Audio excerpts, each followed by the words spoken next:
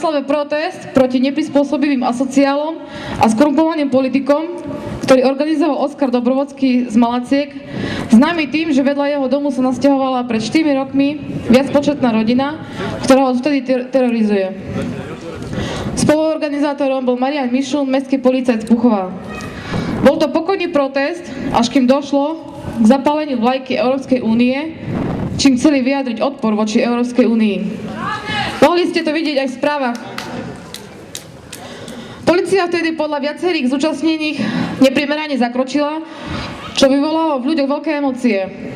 Mariana Mišuna a Štefana Potockého, ktorý pálil vlajku, polícia zadržala a obaja strávili v celé predbežného zadržania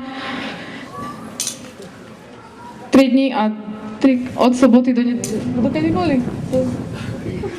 3 dní, pardon. Ich trest bol veľmi zaujímavý. Dostali 300 a 500 eur pokutu a zákaz pobytu v Bratislave na 2 roky. Zaujímavé.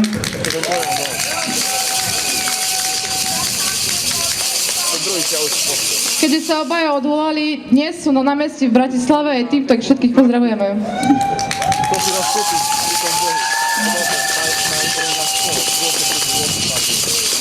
Po tomto incidente sa ozvalo viacero právnikov, ktorí sa pýtali, za čo boli predvedení na políciu. Keď Európska únia nie je štát. Nebola to štátna vlajka, nebolo to hanobenie národa, rasy ani nič podobné. Páni policajti stáli a videli, čo idú urobiť. Zakročili a počkali, kým ju zapália. Kto vie prečo však? Zastrašovanie alebo výstraha pred dnešným dňom? Takže dnes vo všetkých mestách, keďže palenie vlajky Európskej únie nie je trestný čin, ani nič podobné, tak my tu dnes, ako aj v ostatných mestách, nebudeme páliť vlajky, ale budeme ich trhať. Takže už neviem, či máte rozdané. Máte všetci vlajky, kto má?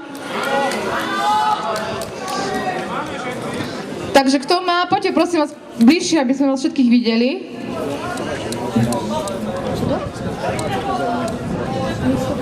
Hej, jasné.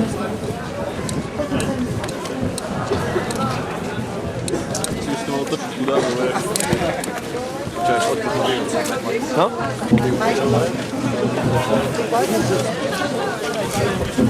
Tak,